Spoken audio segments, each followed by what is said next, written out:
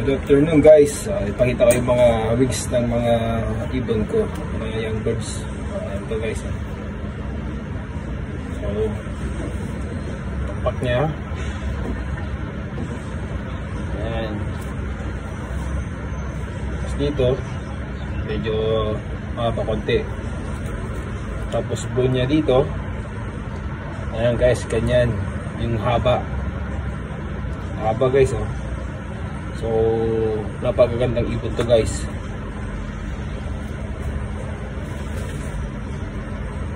Ito yung select na natin na pwede natin pustahan.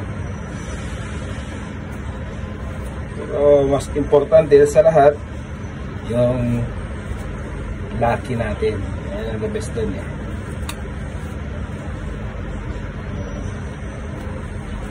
So, anong flight day na ito is Jansen. Pure Jansen po guys. Yan. Si 519253. Yan, checkered Jansen.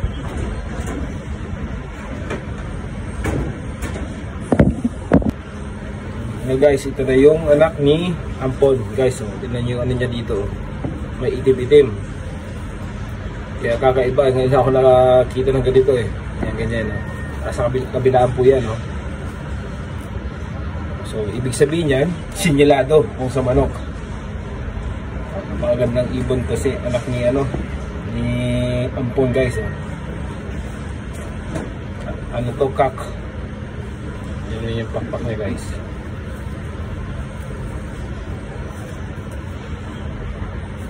Ayan o.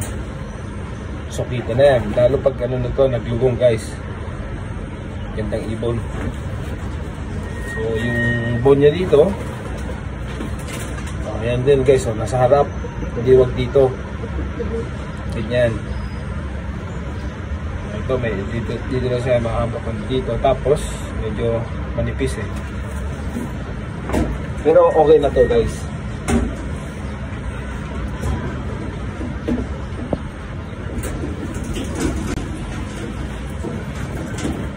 Ito yung blood type po nito is Jansen cross Stitch guys. So ito kak. Tignan natin yung pakpak niya. Yan guys. Oh. So buto. Ganun din. Nasa harap siya mismo. Ayan guys, hindi dito. Ayan. So kailangan dito harap konti yan guys. Tapos dito, ito sa gitna niya, ito dapat to maiksi. Tapos dito sa gitna niya, medyo makapal po siya guys. Ito, ang laki ng buto niya. So, pagdating sa malakas na hangin, o kaya sa bundok, parang kayang-kaya niya to guys. Ito. Kasi ang labanan dito kasi sa Taiwan, sa dagat po, napakalakas ng hangin po yan. Kaya ganito po lang. Maliit pa lang siya. Ito, nagpupusta na po yung dito. So, kailangan mo talagang magaling ka kumupa guys sa mga ibon. Hindi lang sa bloodline, kailangan mong kapain yung ng ibon. So, ang blood din niya kasi andyan na po guys eh.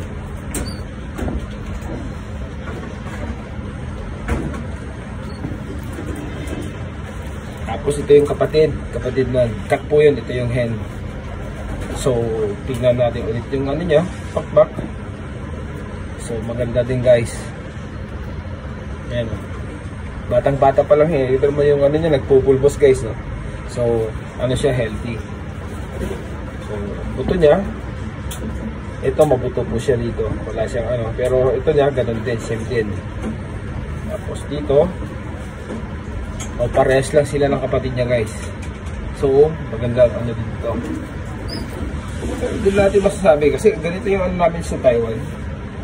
Kasi magkakaiba tayo ng mga pagtingin sa mga ibon. Pero karamihan dito na ko dito sa Taiwan, puro ganito po sila pag mag-select ko ng mga ibon nila. Kaya ginagawa ko rin mag-video guys.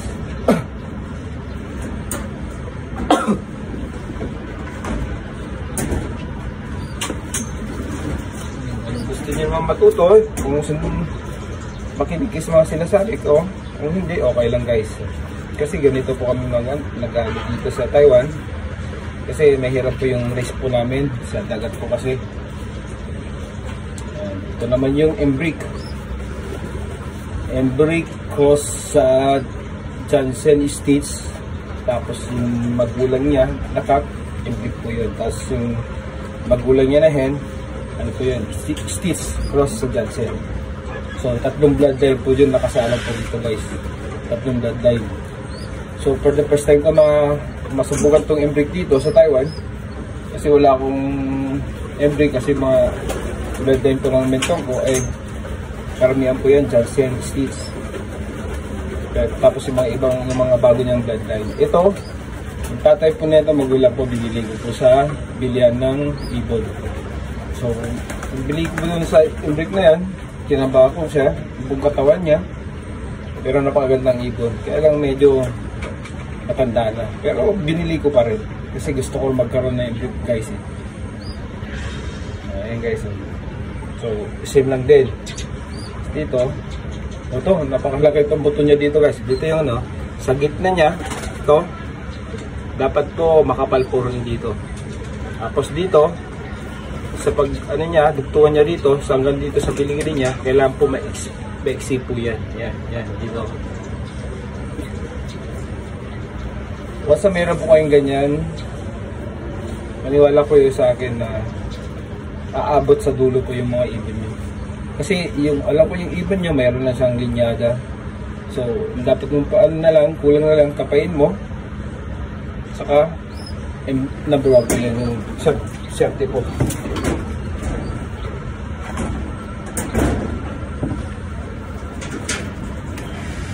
Ito yung kapatid po ng ano, yung white light po natin. Maxim lang din po siya. Dot. So ito, medyo kulang po siya rito. Kailangan po dito sa pwede niya, medyo makapal po yan. Oh, ito, laki din ng buto niya guys. Oh. Grabe. Kaya lang ito, hindi na pwede kasing i-race guys. Kasi ito na, naputol po yan. Pag once naputol po yan, hindi accept po ng club. So, useless din po ito. Kaya lang, pinag-iisipan ko kung ano ko na lang, gawin ko na lang breeder. Bayaran ko na lang po yung sising niya.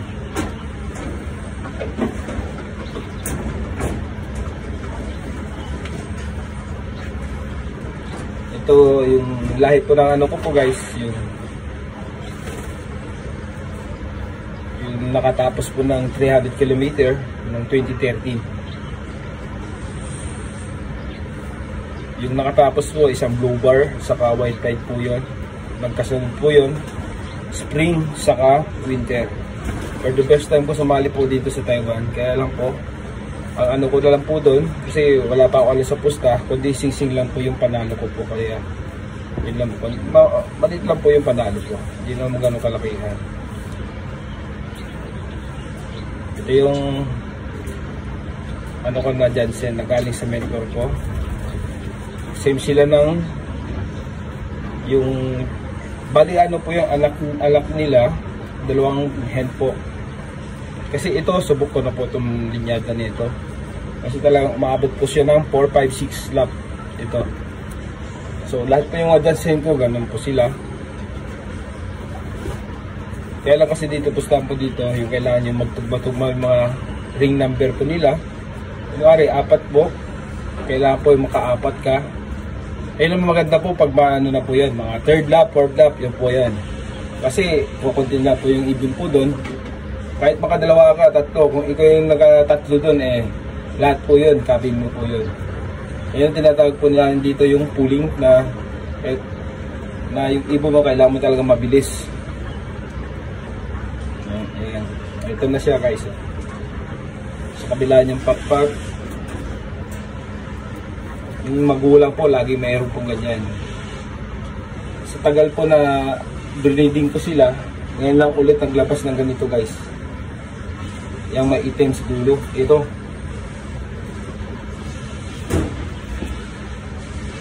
Ayan guys. Oh. So napakagandang ibon to. Ito, kapal na naman dito niya oh. So ano to guys, cock na ito, pure Jansen, yung anak ng pure white ko, tapos yung checker na ganito na white knight din. Hanggang dito na lang guys. Thank you.